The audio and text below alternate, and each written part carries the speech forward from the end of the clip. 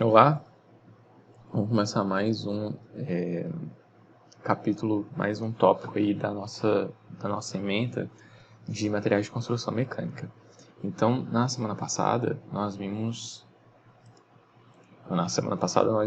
a ideia de ligações intermoleculares da estrutura atômica e a gente começou a ver um pouquinho de como essa estrutura atômica e essa estrutura intermolecular, essas ligações, por exemplo, como uma ligação metálica, quais propriedades que ela vai, né, que propriedades ela vai acarretar para o material. Vocês vão perceber na disciplina que a gente vai começar a sair, né, do capítulo 2 para frente, a gente está no capítulo 2, que é o micro do micro. E aí o capítulo 3 a gente vai começar a ficar um pouquinho mais, né, diminuir o zoom da nossa lupa, do nosso microscópio. A gente vai agora perceber a estrutura cristalina, né? Por que é importante para a gente estudar a estrutura cristalina? A estrutura cristalina também a gente vai conseguir extrair diversas propriedades, né? Diversos pontos, e ela é base para nosso, por exemplo, estudo de deformações. Qual é a teoria por trás das deformações? A gente não consegue falar dessa teoria, se não falar dessa estrutura cristalina, dessas direções de deslizamento e tal. Então, o que a gente vai ver na aula de hoje, né? A gente vai ver como os sólidos cristalinos se organizam. O conceito geral é esse. Como que esses átomos vão estar um do lado do outro, né? Eles podem se empilhar de diversas formas possíveis, né? A gente pode ter um átomo no meio, um átomo na face desse cubo imaginário, ou não ser nem um cubo, ou esse cubo está meio que deitado. Então a gente pode ter esses átomos de diversas formas. Lembra que eu falei de teoria atômica na aula passada? Para que eu falei daquelas teorias atômicas? Na aula de hoje, a gente não vai utilizar o modelo atômico mais recente, o modelo quântico, o modelo que eu falei que tinha a ver com os estudos de Schrödinger, né? Ou o modelo orbital, o modelo planetário. Por exemplo, a gente vai utilizar o modelo de Dalton. A gente vai utilizar modelos de esferas rígidas. Eu acho impressionante, né? Não sei se vocês partilham desse conhecimento, mas é engraçado. A gente tem toda essa teoria atômica, a gente sabe que átomo é espaço vazio, a maior parte do átomo é espaço vazio.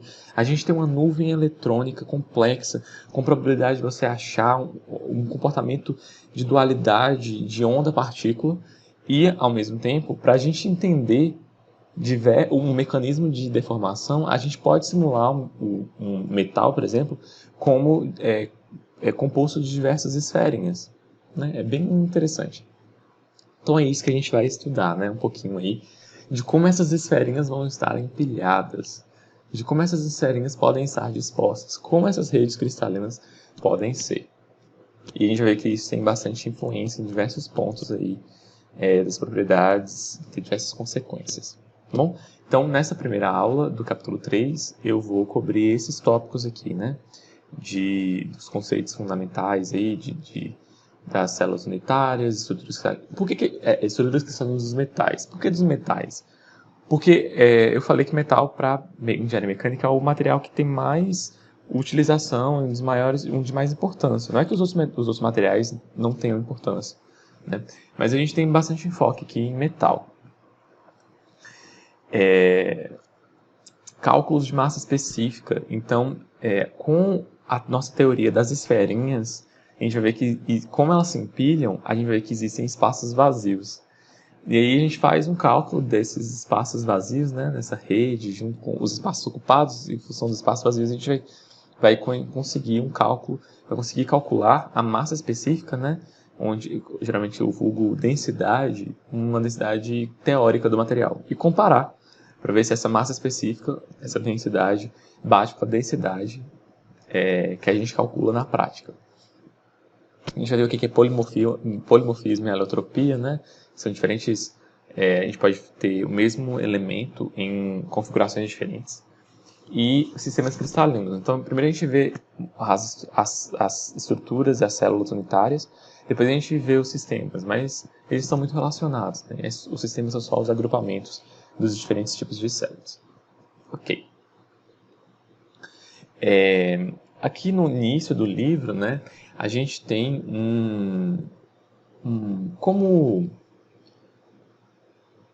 digamos assim, como uma forma de incentivo. O livro sempre traz, no começo do capítulo, várias fotografias que mostram ou uma curiosidade, ou então mostra um pouquinho introduz um pouquinho a disciplina, mostra consequências diretas, mostra utilizações, mostra... Isso é com uma forma de um gancho, né, de prender a atenção. E aí eu também gosto de trazer esse exemplo que o livro traz, justamente para ver um exemplo prático, alguma consequência, algo na vida real que a gente consegue relacionar. Então, o que o livro trouxe aí? A gente tem aqui uma foto de uma roda feita de magnésio, isso. De uma espécie de uma liga de magnésio aí. E aí ele meio que apresenta essa roda e ele saiu do micro para o macro, né? Essas fotografias que tem aí, esse padrão nessa fotografia A é um padrão de dispersão do magnésio. Então, se a gente pegar um monocristal de magnésio, o que é um monocristal de magnésio? A gente pega o metal magnésio e nesse monocristal a gente vai ter uma só estrutura cristalina e um só cristal. Então todos os átomos eles estarão orientados de uma forma específica. Todos esses átomos do elemento magnésio eles estarão organizados nessa forma, né, nesse padrão regular. A gente não vai ter, por exemplo, na figura C, a gente tem qual que é essa estrutura regular. É uma estrutura hexagonal. Né? A gente consegue ver esses hexágonos aí de como essas esferinhas estão empilhadas. E aí, também onde tem direção, no monocristal, a gente tem todos os átomos organizados nessa direção. Todos os átomos estarão nessa direção. Quando a gente fala cristal, é um cristal mesmo. Igual quando a gente pega o cristal de quartzo, que a gente tem aqueles padrões geométricos. Esses padrões geométricos são por conta do padrão geométrico da estrutura cristalina. E como é um cristal só, por isso que ele apresenta, né, um formato único ali. Se você tiver vários cristais, vocês vão ver que a gente pode ter várias direções, que é essa palavra que tem escrito ali, direção. Pode crescer em diversas direções. Um material policristalino, vamos dizer assim. Como que a gente encontra esse padrão da figura A? Que nos revela, né, que nos dá uma dica de como que são organizados os átomos no magnésio. A gente tem essa figura aí B que explica, né? A gente vai ter raio-x, uma fonte de raio-x, e aí eles vão ser orientados em uma determinada direção, eles passam pelo monocristal, pelo fato de o raio-x ter um comprimento de onda pequeno, ele consegue atravessar o monocristal, só que aí ele é difratado. Lembra lá de difração da física da ótica? O que é difração? Quando você passa um feixe de luz por um material translúcido, esse feixe, ele desvia. Não é isso? Então, vamos supor a luz entrando na água. Vocês já viram aqueles casos em que quando você olha na água, o peixe, se você vê um peixe na água, ele não está realmente onde seu olho, onde a imagem aparenta estar. Ele está, se não me engano, é mais acima. Ou mais abaixo, eu não lembro direito. Mas ele está ou mais acima ou mais abaixo. Se eu não me engano, o que aparenta é estar mais acima. Então ele está um pouquinho mais abaixo. Tenho quase certeza que é isso. Por quê? Porque quando os feixes de luz atingem a água, existe uma mudança de meio por onde a onda está passando. O comprimento, não, a velocidade da luz aqui, ela está de um jeito, né? Ela tem um comprimento de onda, e quando ela entra em outro meio, ela acaba mudando, né? Porque as moléculas nesse meio aí vão estar de um jeito diferente. E aí, pelo fato, é como se você tivesse... A analogia que eu gosto de usar é como se você tivesse um carro, né? A partícula e o fóton é como se fosse um carro andando. Aí esse carro está andando aqui. Vamos imaginar que é um carro aqui, um Jeep andando em cima. E ele está numa estrada. Aí essa estrada aqui, de repente, você tem uma estrada de terra. Então você estava no asfalto e aí você vai entrar na estrada de terra. E aí, como uma roda vai entrar primeiro aqui, esse carro ele vai meio que girar. Por conta, se ele estiver em alta velocidade, ele vai girar. Ele vai girar nesse sentido aqui, né? Por conta dessa diferença de superfície. É a mesma coisa com o feixe de luz aí. Quando ele está numa superfície de ar aqui, ele tem uma velocidade de propagação. E aí, quando ele entra nessa outra superfície, ele vai ter uma outra velocidade de propagação. E aí, por conta disso, é como se fosse esse carro, né? De uma estrada de chão e de uma estrada de asfalto indo para a terra. Ele vai girar se ele entrar de lado, porque uma roda vai girar de um jeito e a outra roda vai girar de outro. A resistência, né? O atrito ali vai ser diferente. E aí ele meio que gira. E aí a luz também gira. E aí isso que a gente conhece como difração. E aí é isso que acontece quando essa onda do raio-x, lembra que a luz é uma onda, o raio-x também é uma onda. Quando o raio-x passar pelo monocristal, ele vai se difratar. E aí ele vai dispersar. E ele faz por conta se você tem um monocristal alinhadinho, ele vai se dispersar nesse padrão. Que é muito interessante, eu acho isso extremamente interessante. E a gente conhece esse ensaio aí, né, como difração de raio-x. E aí você consegue identificar materiais por conta de difração de raio-x. Você consegue ir lá no material, porque cada material, por conta da estrutura atômica e tal, cada elemento ele difrata aí de uma forma, e tem o cristal também que é diferente, tá bom? Então é isso, eu meio que expliquei mais ou menos como uma forma de motivação. Mas aqui eu não falei ainda de propriedades, né? A gente vai ver isso. Então foi isso que eu já falei. Tudo isso que eu falei, né, está escrito aqui, como se os átomos organizam no estado sólido. Ok, a gente sabe que os materiais sólidos, eles podem ter... Eu estou falando tudo de estrutura cristalina, né? Mas nem todos os materiais sólidos, eles possuem uma estrutura cristalina. Tem materiais que vão possuir uma estrutura que a gente conhece como amorfa, ou não cristalina. Que a gente não vai ter uma organização de longo alcance. A estrutura cristalina é uma estrutura onde eu tenho um padrão de repetição de longo alcance. A gente tem ali, uma célula cristalina onde eu tenho uma estrutura CCC, né, cúbica de corpo centrado. Aí eu tenho depois a rede cristalina e eu tenho esses átomozinhos empilhados, né, e eu vejo esse padrão de repetição. Embaixo eu tenho um polímero, né? Na verdade aqui não é um polímero não, que o material é eu tenho duas formas de organização do dióxido de silício. É isso mesmo. Que é uma ligação, dióxido de silício é uma ligação... tem um caráter meio híbrido, né? Mas beleza. Então, eu tenho aí uma estrutura organizada do dióxido de silício e eu tenho uma estrutura que não é tão organizada, né? Não tem esse padrão de repetição. Aqui está mostrando que eu tenho materiais onde eu posso ter, né, esse mesmo material, tendo uma estrutura organizada ou não. Eu falei de polímeros, eu tenho polímeros, existem polímeros cristalinos, mas polímeros são o grande exemplo de estruturas amorfas. Você vai ter a macromolécula de polímero, onde eu tenho uma certa organização, mas ao mesmo tempo, essa macromolécula ela vai ter um formato, né, no material, ela vai estar em um formato de novelo, muitas vezes, em alguns polímeros. Então eu tenho essa estrutura não organizada, né? Por isso que eu tenho, geralmente nesses polímeros, uma baixa temperatura de fusão, porque eu tenho essa estrutura amorfa, que não está... Essas macromoléculas, elas não estão fortemente ligadas entre si, né? Onde elas não têm essa estrutura cristalina, né? É meio redundante. Elas não têm essa estrutura cristalina. Então eu tenho essa classificação de acordo com o arranjo aí. Ok, então a gente vai falar, nosso maior foco aí vai ser na estrutura cristalina. E aí tá repetindo um pouquinho do que eu falei, né?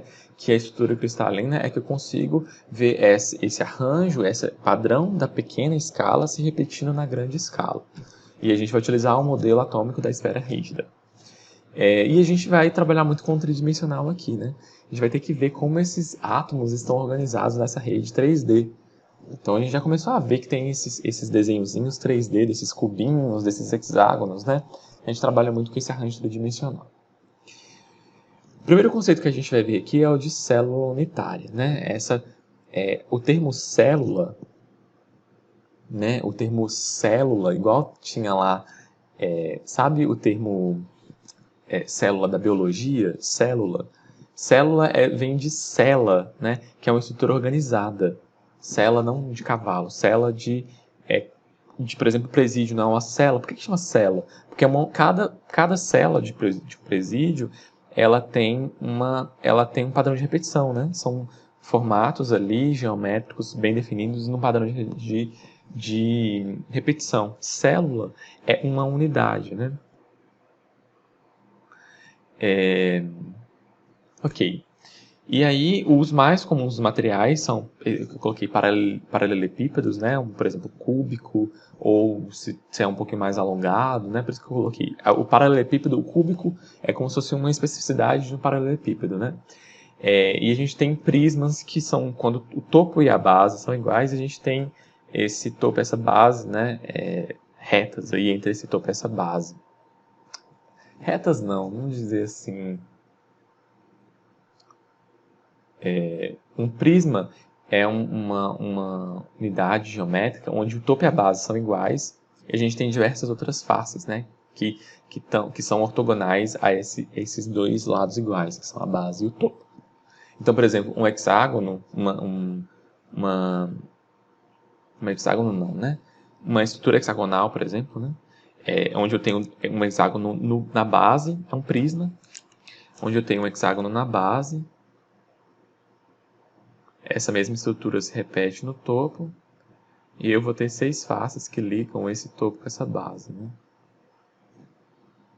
Eu vou ter aqui, eu não fiz em tracejado, mas vocês têm a ideia. Okay, esses são os mais comuns, mas eu tenho diversos outros. A gente vai ver até uma teórica, né? Uma teórica, o cúbico simples é teórico. A gente pode ver simetrias, né? Onde eu apaguei aqui, a gente pode ver uma simetria. A gente poderia representar isso aqui como 6 partes.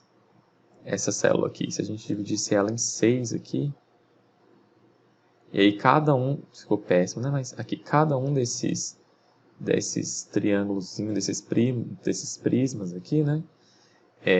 Seria uma unidade de repetição. A gente poderia ver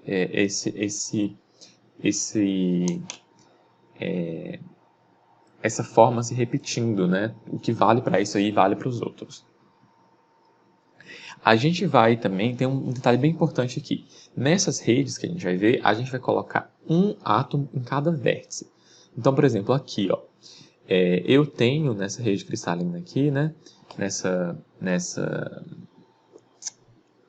célula unitária aqui, cúbica de corpo centrado, eu tenho um átomo em cada um dos vértices do meu cubo. E aí, esses vértices coincidem com esses centros desses átomos.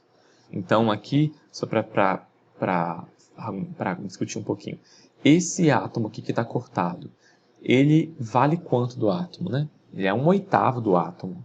Vocês conseguem perceber aí? Porque é só 1/8 dessa esfera que está dentro dessa rede cristalina. Essa célula unitária. A célula, né, essa unidade, é muito utilizado esse termo, unidade de construção. É como se fosse o nosso tijolo. É o que a gente empilha para poder conseguir o material, né, produzir o material aí. Construir o monocristal. No metal, lembra que como que era a ligação... Perdão, como que era a ligação metálica? A ligação metálica eram núcleos iônicos e eles partilhavam uma nuvem eletrônica. Então, essas esferas são os núcleos iônicos, os núcleos positivos, né?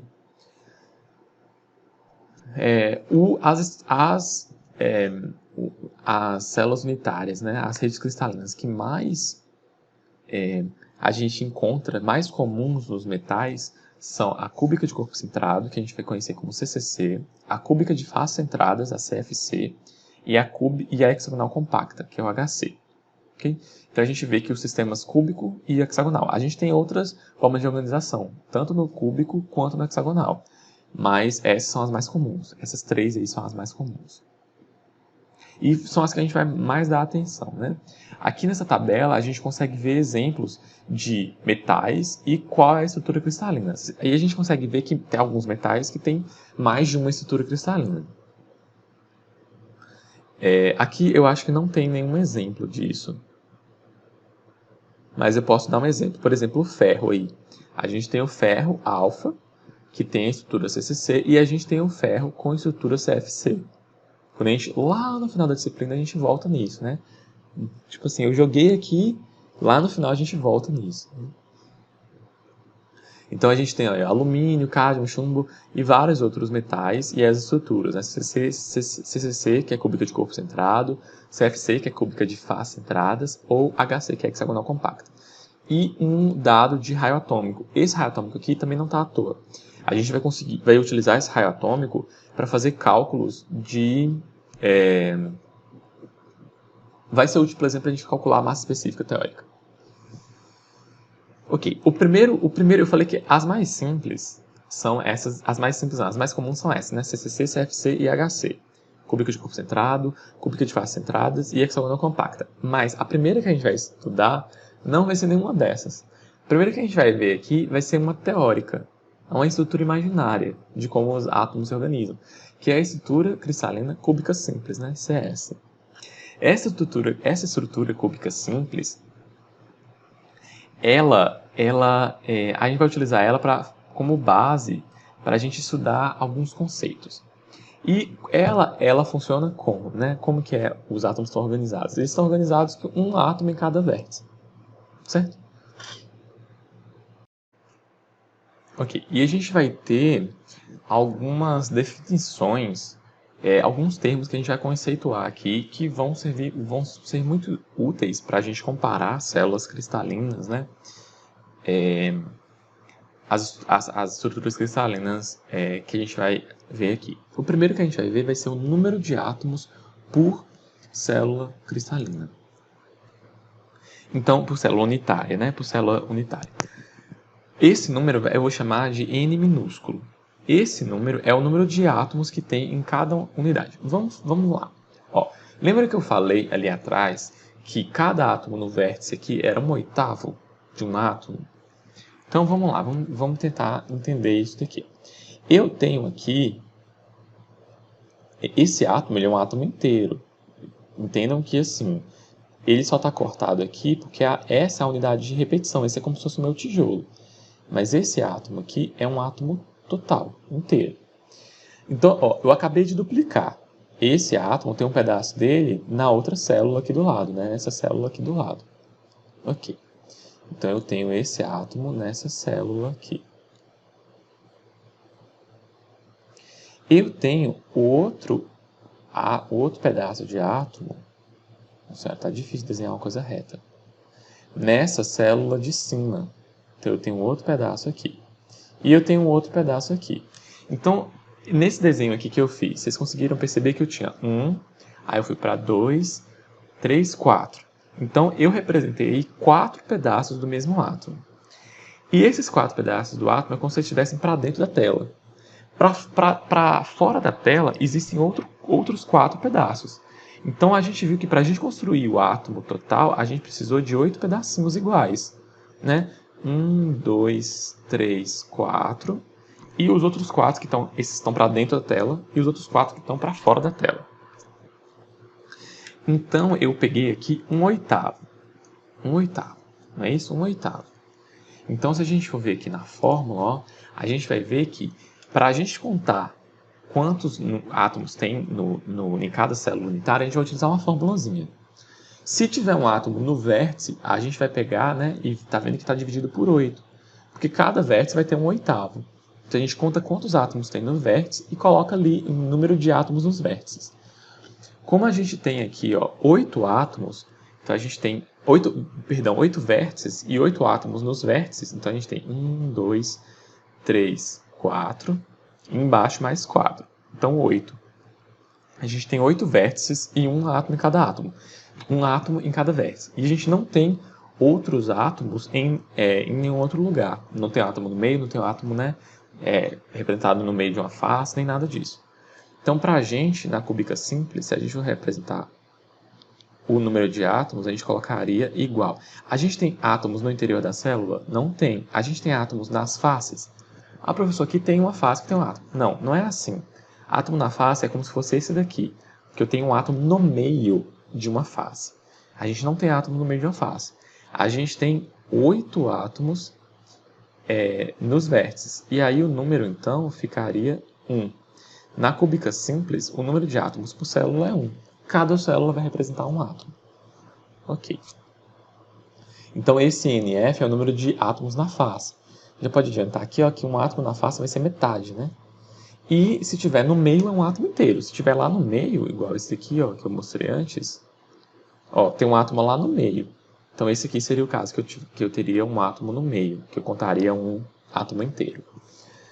Ok, então todo mundo pegou aí o número de átomos por célula. É como se eu somei cada um das partezinhas do átomo. Eu tinha 1/8 de um átomo e eu tinha 8 desses, deu 1.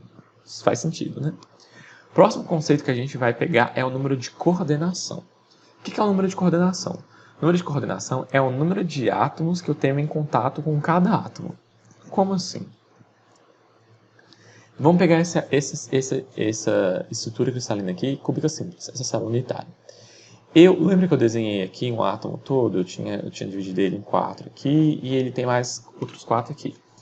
Esse átomo aqui, a gente vai ter. Agora eu quero que vocês imaginem. Eu não vou conseguir desenhar porque é meio difícil desenhar isso. Mas eu quero que vocês imaginem essa estrutura na sua cabeça. Quantos átomos esse átomo aqui está tocando? Lembra que ele é uma esferinha inteira. Ele é uma esferinha inteira. Ele está tocando esse átomo de trás aqui. Ele está tocando esse átomo do lado aqui. Ele vai ter um átomo em cima, um átomo do lado, um átomo embaixo e um átomo na frente. Então é isso que eu desenhei. Eu desenhei esse aqui do meio, é o átomo que eu estou representando. Esse daqui. Ó. Ele é esse daqui. Então, ó, esse daqui, eu vou desenhar os que estão nesse plano aqui.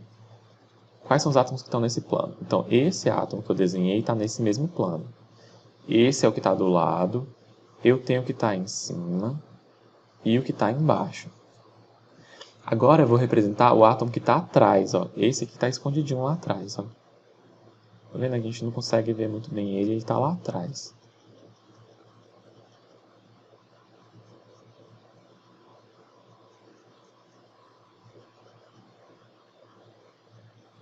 Tá vendo? A gente tá vendo, tá lá atrás. Então tá tampando. E tem um que tá na frente aqui. Essa esfera que tá na frente. Acho que agora que eu coloquei cores, dá até ruim. Não vou apagar, não. Ficou mais fácil de ver, né?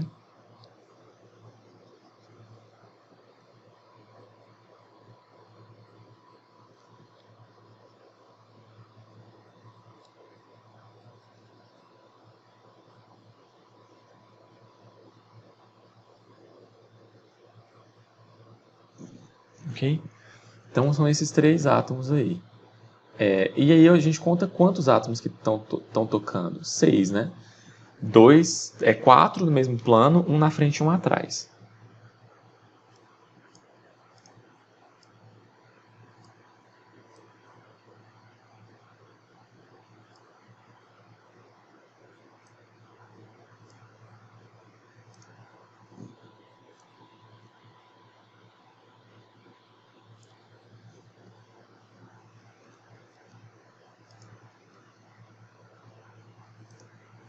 Vou deixar assim.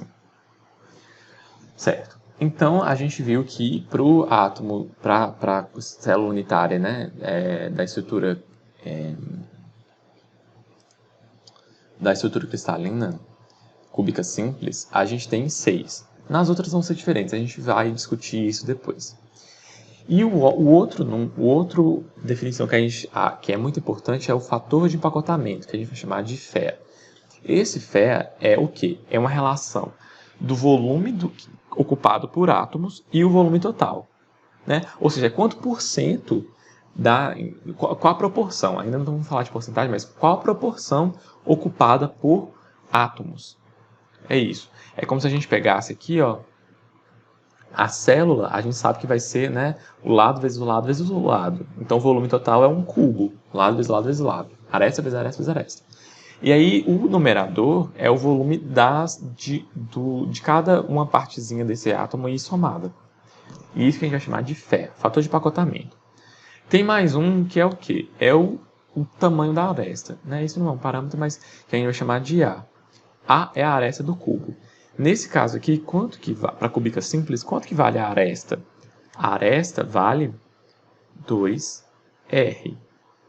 A gente vai representar a aresta como a função do raio atômico. R é o raio atômico.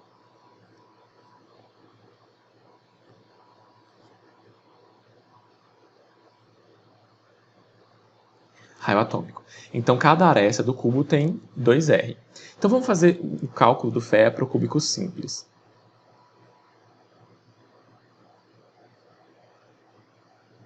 Não, é melhor eu gerar outro slide.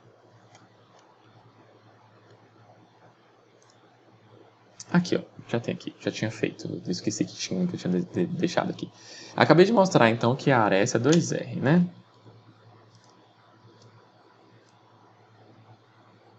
Cúbico simples. Ok.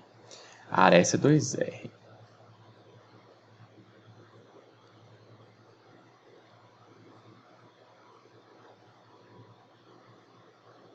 E quanto que vale, para eu calcular o FE, eu vou ter que ter, o FE é o volume ocupado por átomos e o volume total. O volume total é o volume da célula. Volume da célula. Quanto que é o volume da célula? Eu tenho que é A ao cubo. Por que A ao cubo? Porque num cubo, o volume de um cubo é aresta vezes aresta vezes aresta. Né? E como as arestas são iguais, vai ficar A ao cubo. É base vezes altura vezes profundidade. Né? E aí vai ficar 8R ao cubo. E o volume de átomos? Eu tenho quantos átomos? Eu tenho 1 vezes o volume de um átomo. Ó, na célula toda, lembra que eu tenho quantos átomos? Eu já tinha calculado, eu tinha 1.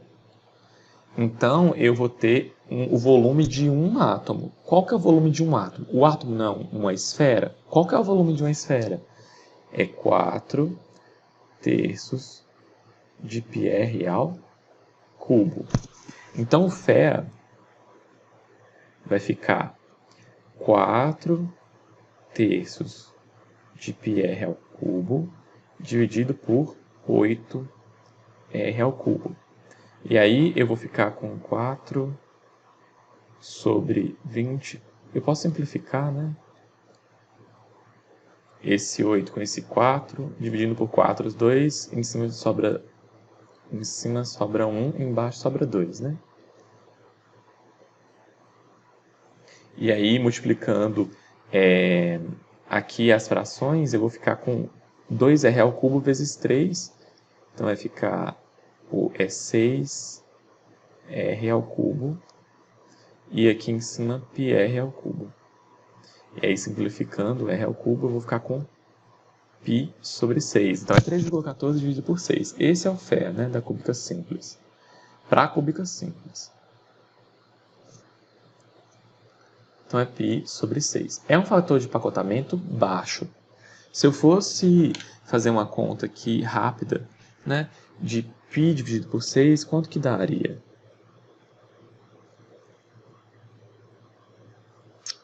3,14 dividido por 6. Vai dar 0,523.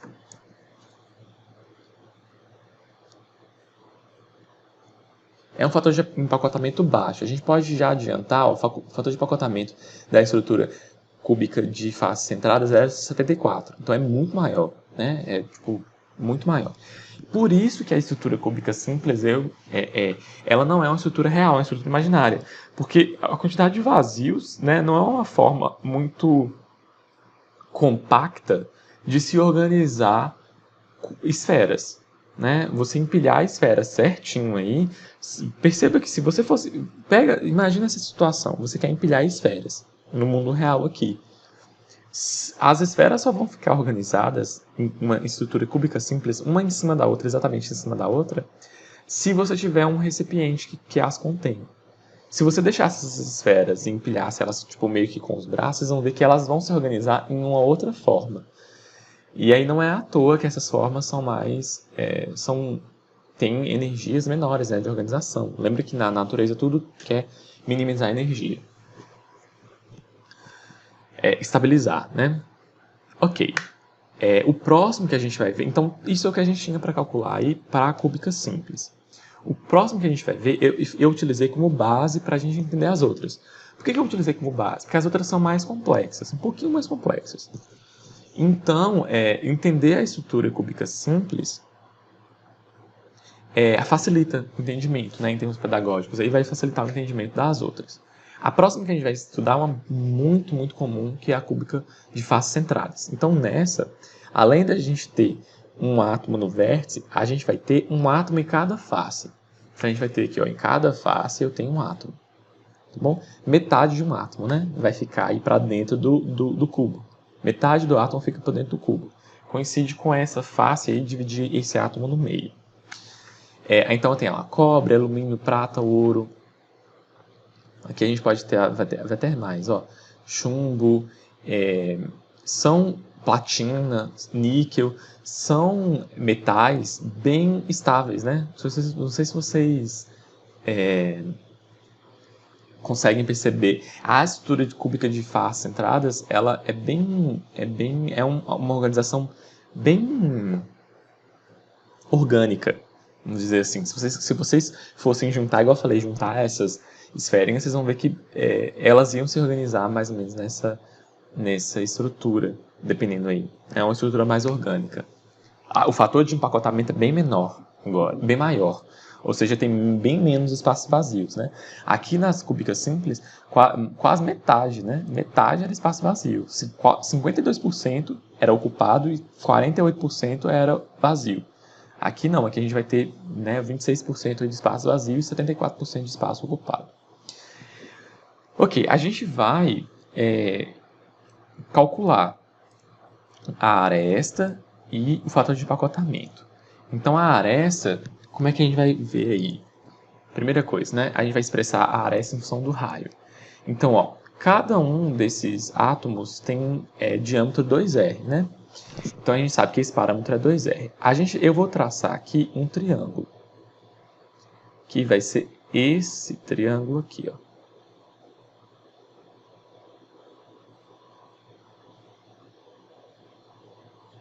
Pronto, peguei esse triângulo.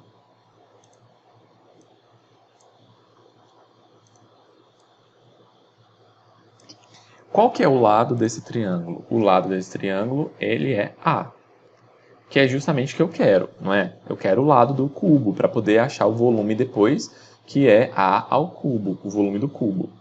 Ok. Esse A é o lado. Aqui vale 4R. Vamos visualizar isso daí, ó. Esse diagonal, ela tem o quê? Ela tem ó, um átomo aqui, outro átomo aqui e outro átomo aqui. E eles estão empilhados certinho. Então, ó, eu sei que um diâmetro é 2R. Se eu divido aqui, eu tenho esse lado aqui é R, esse daqui vale R. Além do que, qualquer valor aqui até a superfície da esfera é R. Então, empilhando aí tudo certinho, eu vou ter 4 vezes o raio. E aí, para eu achar, é só eu aplicar Pitágoras. Então, vai ficar 4R ao quadrado, a hipotenusa ao quadrado é igual a ao quadrado, mais A ao quadrado, os catetos ao quadrado, né?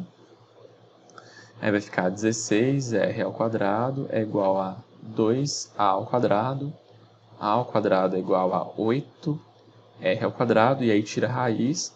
Raiz de 8 é 2 raiz de 2, né? Então vai ficar 2r raiz de 2. Eu estou colocando esse esse raio atômico, mas lembra que o raio atômico é tabelado, né? O raio atômico tem aqui, ó, em nanômetros, nanômetros 10 a menos 9 metros. Então, se a gente precisar saber fisicamente quanto que vale essa aresta do meu átomo, da minha célula cristalina, né, da minha célula unitária, é só substituir o raio atômico. A estrutura é a mesma. Por exemplo, ouro, prata, cobre, todos eles têm essa estrutura cúbica de faces centradas, e a aresta da célula unitária vale 2R raiz de 2. Só que o raio atômico varia de elemento para elemento. Ok, a gente calculou o A. Agora a gente vai calcular o FeA. Como que é o FeA? O FeA é volume do átomo, volume ocupado por átomos, sobre o volume da célula. Então, quanto que vale o volume da célula?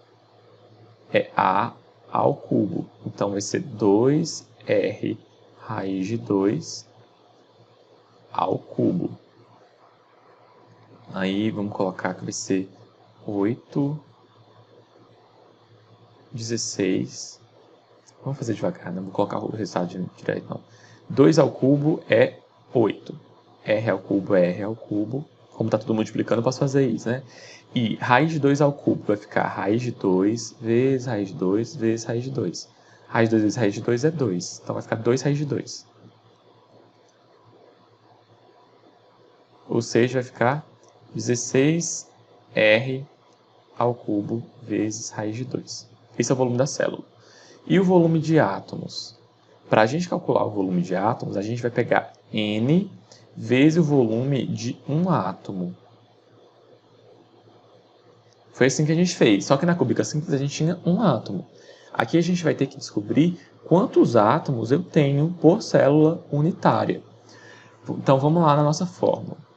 Nossa fórmula era essa daqui. Vou copiar ela.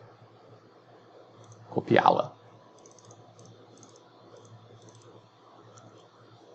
Então jogo aqui.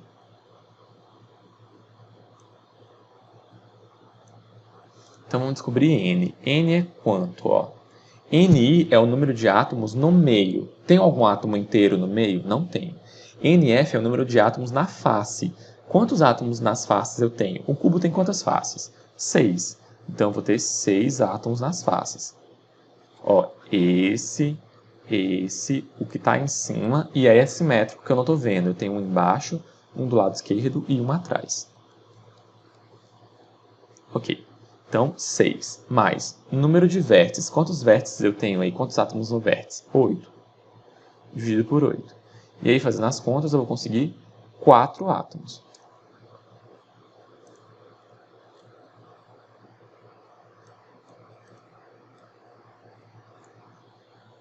Quatro átomos. Então, o volume de átomos aí vai ser 4. Lembra que era N vezes o volume de um átomo. Então vai ficar 4 vezes... Eu tenho 4 átomos. Se você for contar, né? Meio átomo mais meio átomo, um átomo. Aí meio átomo mais meio átomo, outro. E assim por diante até você chegar em 6, né? Coloquei 4 aqui, mas está errado, é 6. Não, tá certo, é 4 mesmo. Eu coloquei 4 ali e quis falar que estava errado. Não, são 4. Ok, 4 vezes o volume de um átomo. Quanto que vale o volume de um átomo? O volume de uma esfera. É 4 terços de πr ao cubo. Então, o volume de átomos aí é o quê? É 16 πr ao cubo sobre 3. Agora a gente já consegue calcular o FeA, o fator de empacotamento, que é o volume de átomos, 16 terços de πr ao cubo, dividido pelo volume do cubo, que é 16 R ao cubo vezes raiz de 2. E aí eu posso simplificar o 16, posso cortar o R ao cubo. Isso aqui vai dar, fazendo as contas, né? Pi vezes pi, vai ficar pi sobre 3 raiz de 2. E aí, fazendo as contas, vai dar 0,74.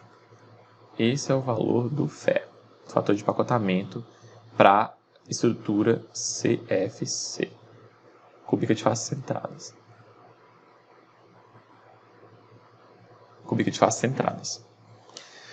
Era isso que... Eu tinha esse exercício aqui e era isso que ele pedia para calcular no exercício, tá bom? Então eu já fiz esse exercício aí.